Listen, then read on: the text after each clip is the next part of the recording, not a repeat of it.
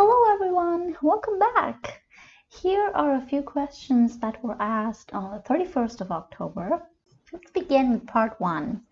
What's the most interesting place to visit in your hometown? I think the most popular places and the most interesting places don't always line up, not for me anyway. If you were to ask me, I'd say the most interesting place is this really old cemetery in the center of town. It's called Savory Cemetery, and I think it's 200. I want to say it's 210, but I'm not really sure exactly. I mean, it's at least 200 years old, right? So it's huge. I think it's the biggest cemetery we have in town. And I know this is gonna sound odd, but I love spending time there. You know, it's got all of these amazing gravestones and, tombstones, and there's a lot of, see, they're not just like, plain granite stones or something. There's real, art in there. There's real skill. I mean, creating all of these sculptures and things like that, it's not easy. And the place in general, I feel like it's very peaceful, so I love going there. Do many tourists visit your country? Yep, tons and tons of tourists do. I mean, India is super popular with tourists worldwide, and why wouldn't it be? We've got tons of, history. We've got ancient history, right? We've got all of these rock carvings and caves and, all of these ancient civilizations that have been found. You can see, like, I haven't personally been there, but I know that all of these, we've got like the Indus Valley civilization and the Harappa civilization and things like that. We actually have these, city layouts and things like that are immensely popular. And there's just so much, diversity in terms of landscape and weather. If you want, let's say, a tropical vacation, you can hit the beaches. If you'd like a cooler place, if you want to go skiing or something, you can hit the slopes up north. So there's a lot to do. Do you like long holidays or short ones? Generally, I really dislike short holidays, especially when you're just doing like a Saturday, Sunday kind of holiday. I mean, it just feels so rushed, right? Like, see this, go there, eat this, do that, and you don't really get to embrace that cities or that regions or that country's culture when you're just there for a few days. I would much prefer a longer holiday where you have time to really, live there and experience the local culture, art, languages, people, their lifestyles, their food. A lot of people just miss out on so much when they do these really quick trips. I really just like the idea. Where do you like to go on holidays? I haven't really been on a lot of holidays yet. I mean, I was planning to, but then, COVID hit.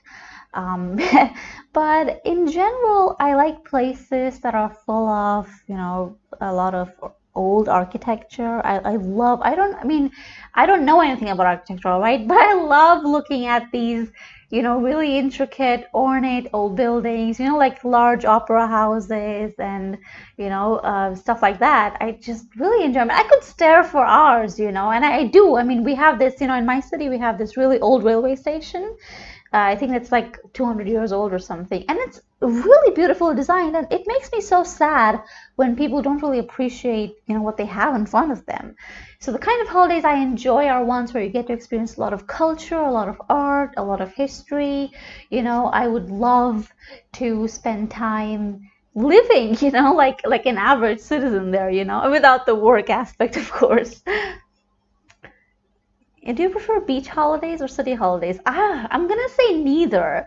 I mean, if I had to choose one, I'd probably say city holidays. But I live in a city that's right by the beach, so I'm not saying I don't like the beach. I do. It's just that there's no novelty, right? I mean, if you live somewhere where it snows all the time, you start to hate the snow, right? But if you live somewhere that's tropical, you're like, oh my God, snow, that's so amazing, right? And it's the same thing for me. Beaches are like, oh, whatever, it's right here, it's no big deal. And I do live in a huge city, so there's no appeal there as well. In fact, I'd like to go to a more, slow-paced, kind of like a small town or even like a rural area where you get to experience nature and the landscape and live a very slow paced kind of life, even if it's just for a couple weeks. Okay, let's go on to part 2. Describe a book that you read that you found useful. You should say when you read it, what type of book is it, what is it about, and explain why you found it useful. So I think in July, I was talking to a friend who worked in real estate, and we were just chatting, and then she sends me this Instagram message, and it was this video of a realtor in New York who was like selling something. He was showing a place, right? And I'm just like, wow, this guy has so much energy. I mean, he's like, yeah, he's in sales, and obviously, you've got to be very high powered if you're in sales. You've got to be very, very much a go-getter and stuff like that. But I was just amazed at how much, energy and passion he had. I mean, I am passionate myself, but I'm kind of a low energy person. So anyway, I did some Googling about him, and I found out that he had a book, and, I read about him, and it turns out this guy is an introvert. And that's kind of odd because I'm an introvert as well, right? And you normally think that if you're an introvert, sales and stuff like that, that's not really your strong suit. So he had this book, I think it's called Self Likes Her Hand, right? Yeah, that's the title. And so I read it, I downloaded it and I read it. I didn't read it completely, but I read like, I think 80% of it. And this book, I swear to God, it just like changed my entire, like, I don't like to call it the sales process because I mean, I don't consider myself a salesperson as such, but it did, it helped me immensely in understanding like, okay, you're like helping people, your services are valuable, they're necessary, they're needed, but you have to learn how to like position yourself. So it's essentially like not really a self-help book, it's really like a guide mixed in with like a bunch of his experiences in life, which I really enjoyed his writing style. And so, I tried and implemented a lot of the things that he recommended, for people who are not very, extroverted in general. I feel like that book gave me a lot of, like faith and confidence. So anyway, I just tried to implement a few things. I think he talked about, showing your empathy, showing your humanness. And I did that. And you know what? You wouldn't believe it. It worked wonders. I think in July and August, I had like my best months so far, and I was just amazed. And I'm actually thinking of like maybe dropping him an email or something. Oakley dokley. Let's go on to part 3. Some people say that reading is better than writing. Do you agree? I'm not really sure what context this is in. I mean, let's say that you're trying to practice. Let's say you're learning a language or something. In that case, would reading be better than writing? I'm not really sure. I think both are equally important, because, I mean, if you're a new learner, I feel like reading is super important because it helps you to gain access to ideas, to thoughts, to opinions. And reading helps to build these, syntactical structures. So that's really important. I know as like a teacher myself. But writing is really where you get to push yourself to create something, right? It's like if you just listen to something but you never spoke, how exactly are you going to develop your skills, right? Because communication is not just about reading and listening. Communication is also about speaking and writing. So if you haven't got that, if you haven't got those skills, I feel like you wouldn't really I mean, again, I'm just talking about language learning, but yeah, I don't think that will really benefit you, would it? So I would say both are important. I mean, I recently just had a test, I'm learning German, and we were made to write by a professor. A lot of people didn't do their homework, but I did. I pushed myself, I made mistakes, I regretted things. I learned after struggling, and that's really what made things click for me. So I would say both are important. I mean, you cannot really place one over the other. Are ebooks better than physical books? Oh my God, I'm gonna like date myself here, but I really prefer physical books. Ebooks, of course, started to become a thing, sometime in the mid 2000s, and I mean, yeah, I use ebooks a lot, but at the same time, if I had the option of just, and I have, I've printed off a bunch of books, I've purchased a bunch of books because I generally prefer having that, tactile feel. I really enjoy, this is gonna sound odd, but I love smelling books. When, I was in university, we had this huge, amazing library, tons of amazing books, and I just love to go in there, experience the place, and take a book and smell the pages. And sometimes people look at you like you're crazy, but it's amazing. You get to really experience everything. And ebook also, I mean, again, this is just like a personal thing, but I don't like reading on a screen. It hurts my eyes a lot, and I already have bad vision, so.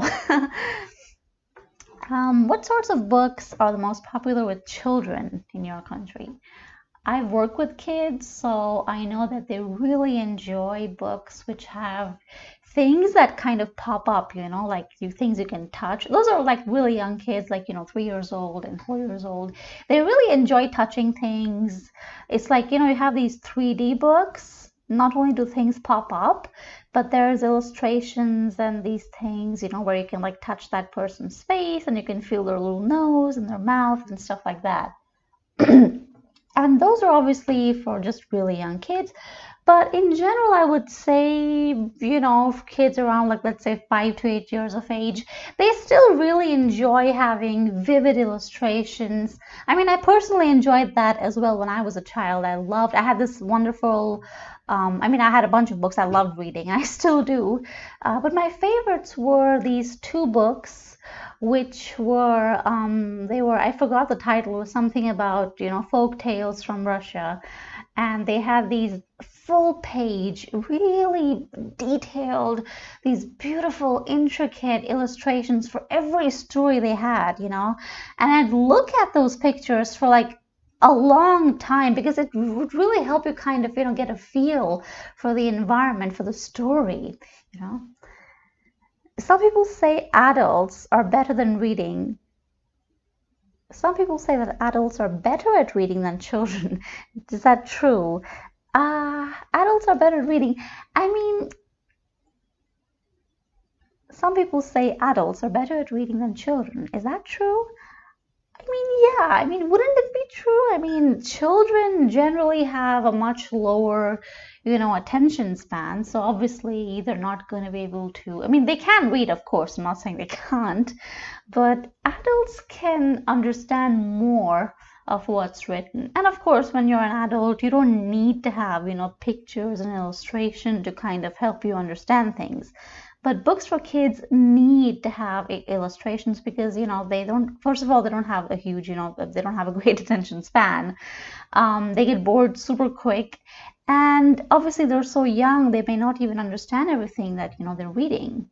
So I feel like, I don't know, it's kind of a loaded question. It's almost like implying that, oh, kids don't like to read or something. Kids love to read. It's just that they're reading their text, it has to be of a different quality, of a different type compared to a book that, an adult could read. I think it's unfair to really say, oh, adults are better at this thing. I mean, sure, of course they're better. They've had years to master that skill. That's so unfair.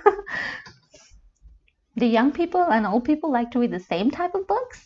I'm not really sure. I mean, younger people tend to really enjoy, I would say, maybe, like fiction and things like that. I'm just guessing. Honestly, I have no idea.